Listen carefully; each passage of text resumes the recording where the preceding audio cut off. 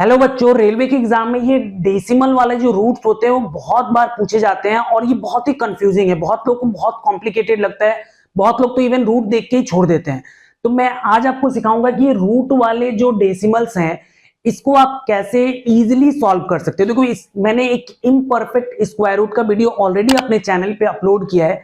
अगर आप देखना चाहते हो तो वहां से देख सकते हो। वहां से आपको डिटेल में अच्छे से समझ में आ जाएगा कि कैसे कैलकुलेट करना है। बस यहाँ पे मैं थोड़ा बेसिक बता दूंगा तो उससे आपको समझ में आ जाएगा। तो चलिए स्टार्ट करते हैं। बहुत ही आसान है। तो देखो सबसे पहले मैं आपको √6 का पहले कैलकुलेट करके बताता हूं। और एक चीज देखो, अगर आपको कॉम्पिटिटिव एग्जाम में थोड़ा सा अपना कैलकुलेशन फास्ट करना है तो ये कुछ फ्रैक्शंस आपको याद करने होंगे ताकि कैलकुलेशन जल्दी हो। जैसे 1/2.5 होता है, 1/3.33 होता है, 1/4.25 होता है, इस तरीके से। तो चलिए समझते हैं कि इसको हम लोग सॉल्व कैसे करेंगे। तो नॉर्मली देखो ये जो 0.6 है इसका मतलब क्या होता है। इसका मतलब ये होगा कि जैसे अगर मैं ये डेसिमल हटाऊंगा तो ऊपर 6 हो गया और डेसिमल की जगह पे 1 लिखेंगे और इस डेसिमल के बाद 1 डिजिट है तो यहाँ पे क्या आएगा, 0 आएगा। अभी देखो आपको समझ में आ रहा है कि 10 का स्क्वायर रूट तो आप कैलकुलेट कर नहीं सकते हो। तो आपको करना क्या है कि आपको यहाँ पे ऊपर नीचे 10 से मल्टीप्लाई कर लेना है। अभी ऐसा करने से फायदा क्या होगा कि नीचे क्या होगा, 100 हो जाएगा, जिसका स्क्वायर रूट आपको पता है क्या होता है, 10 होता है। तो मतलब क्या है, या फिर यहाँ पे 2 बार 10 है तो स्क्वायर रूट से क्या होगा, एक बार बाहर आ जाएगा। तो आपको यहां से क्या मिलेगा, 10, और ऊपर में क्या मिल गया, √60। अभी आपको करना क्या है, ये √60 का अगर स्क्वायर रूट अगर आप कैलकुलेट करना सीख गए तो ये क्वेश्चन आपके लिए बहुत ही आसान हो जाएगा, क्योंकि उसके बाद आपको करना क्या है, डिवाइडेड बाई 10 करना है। और ऐसे नंबर का स्क्वायर रूट कैसे किया जाए बहुत ही जल्दी, ये मैंने ऑलरेडी डिटेल में वीडियो बनाया है। तो आपको अगर इस वीडियो में थोड़ा सा अगर कुछ डाउट रहता है तो आप उसको एक बार देख लीजिए। तो इसको करने का प्रोसेस होगा क्या, जैसे हम लोग √60 कैलकुलेट करने वाले हैं। तो सबसे पहले आपको ये चेक करना होगा कि ये जो नंबर 60 है ये कौन कौन से नंबर के स्क्वायर के बीच में लाई करता है। तो आपको पता है कि 7 का स्क्वायर क्या होता है, 49, और 8 का स्क्वायर क्या होता है, 64। मैं यहाँ पे लिख रहा हूँ 7 स्क्वायर जो होता है वो क्या होता है, 49, और 8 का स्क्वायर क्या होता है, 64। इसी के बीच में लाई करता है। तो इसका मतलब क्या, देखो 7 स्क्वायर क्या होता है, 49, और 8 स्क्वायर क्या होता है, 64। मतलब क्या है कि इसका जो स्क्वायर रूट होगा वो 7 से क्या होगा, ज्यादा होगा, और 8 से क्या होगा, थोड़ा कम होगा, क्योंकि 64 होता है 8 का स्क्वायर। तो आप इन दोनों में किसी को लेके इसको सॉल्व कर सकते हो, लेकिन आपके लिए ज्यादा आसान क्या होगा कि जिसके क्लोजर है आप उसको लेके चलो, आपका आंसर पूरा बहुत ही क्लोज आएगा।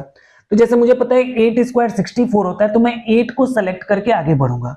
मतलब जो भी मेरा आंसर होगा वो क्या होगा, 8 से क्या होगा, थोड़ा कम होगा। तो इसलिए हम लोग क्या करेंगे, यहाँ पे माइनस करेंगे।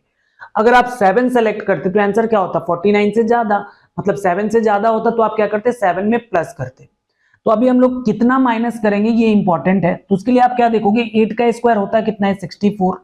तो 64 में से ये 60, आप देखोगे ये 64 जो था 60 से कितना ज्यादा है, 4 ज्यादा है।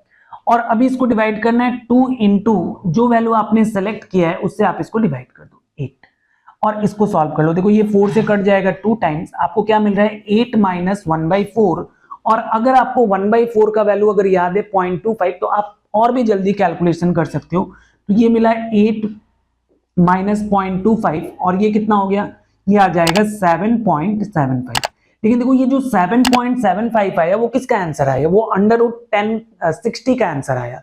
लेकिन जो आपको फाइंड करना था वो क्या फाइंड करना था, √60/10। तो आप क्या करोगे, 7.75 डिवाइडेड बाई 10 कर दोगे तो इसका वैल्यू क्या हो जाएगा, 0.775। और ये इसका आंसर था। देखो मैं समझा रहा होता है इसलिए मुझे इतना टाइम लगा, अदरवाइज अगर आप एक बार ये कॉन्सेप्ट समझ जाएंगे तो आप इसको बहुत ही जल्दी सॉल्व कर सकते हैं। और मैं एक एग्जांपल आपको करके दिखाता हूं, जैसे ये 0.8 का। तो 0.8 को हम लोग क्या लिख सकते हैं, 0.8 को हम लोग लिख सकते हैं √8/10, या फिर आप क्या करो, ऊपर नीचे इसको 10 से मल्टीप्लाई कर दोगे। तो ये क्या हो जाएगा, ऊपर में आ जाएगा √80, और नीचे क्या होगा, ये 10 का स्क्वायर है तो यहां से एक 10 बाहर आ जाएगा।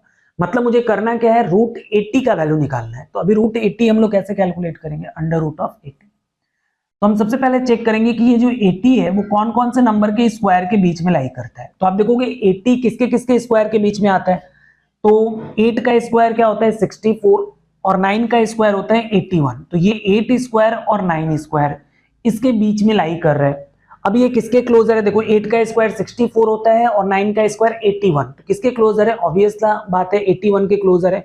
तो हम लोग इस 9 को लेके बनाएंगे। तो यहाँ पे मैंने 9 सेलेक्ट कर लिया। अभी देखो 9 जब सेलेक्ट किया तो 9 स्क्वायर क्या होता है 81, 81 से ये 80 कम था, इसका मतलब जो आंसर है वो क्या है आपका 9 से कुछ कम आएगा। कितना कम आएगा उसके निकालने के लिए हम लोग क्या करेंगे, इन दोनों का डिफरेंस लेंगे जो कि क्या होता है 1, और डिवाइडेड बाई क्या होगा 2 इंटू सेलेक्टेड वैल्यू जो कि कितना है 9 है। मतलब यहाँ पे आपको क्या वैल्यू मिल रहा है 1/18 आपको मिल रहा है। तो 1/18 कितना होगा, जैसे देखो अगर आपको पता है कि 1/9 कितना होता है 0.11 होता है, तो 1/18 क्या होगा उसका हाफ होगा। तो इसका हाफ करेंगे तो कितना आ जाएगा अराउंड 0.55 के अराउंड आएगा। अगर आप चाहते हो तो इस तरीके से भी कैलकुलेट कर सकते हो।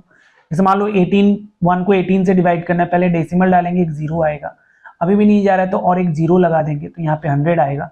अभी 18 का क्या होगा 5 टाइम्स क्या होता है 90, क्या बच गया फिर से 10 आएगा, फिर से खुद से एक 0 लगा के यहाँ पे 5 ले सकते हैं, मतलब ये क्या आएगा 0.055।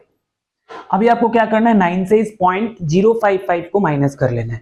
तो अगर मैं 9 से 0.055 को माइनस करूंगा तो मेरे को मिलेगा क्या, यहाँ पे 3 0 ले लेते हैं, यहाँ पे क्या हो गया 545 हो गया और यहाँ पे क्या हो गया 8, मतलब मुझे मिला 8.045। तो ये लेकिन मुझे किसका आंसर मिला 8.045, ये मुझे आंसर मिला √80 का। लेकिन मुझे करना क्या था, ये √80 डिवाइडेड बाई 10 करना है। तो आप इसको डिवाइडेड बाई 10 करोगे तो ये क्या होगा डेसिमल इधर शिफ्ट हो जाएगा, मतलब क्या हो जाएगा यहां से आपको मिल जाएगा 0.8045। तो इस तरीके से देखो हम लोग आराम से ये डेसिमल वाले जो स्क्वायर रूट है उसको आप आराम से सॉल्व कर सकते हो। तो अगर देखो आपको ये कॉन्सेप्ट अगर समझ में आ गया है तो आपको ये 0.07 इसका जो स्क्वायर रूट है ये आपको कमेंट करके बताना है कि इसका आंसर क्या होगा, ताकि मुझे भी समझ में आए कि आप ये कॉन्सेप्ट समझ चुके हो। और अगर आपको कुछ डाउट रहता है तो जैसे मैंने बोला कि इसके लिए मैंने डिटेल वीडियो बनाया है cube root of imperfect square, आप उसको एक बार देख लो। फिर भी अगर डाउट रहता है तो आप कमेंट करके बताओ, मैं फिर से एक सेपरेट वीडियो बनाऊंगा जिससे आपका डाउट क्लियर कर दूंगा। और अगर आपको वीडियो पसंद आ रहा है तो इसको लाइक करें और अपने दोस्तों के साथ शेयर करें ताकि हम लोग को भी थोड़ा हेल्प हो। Thank you very much.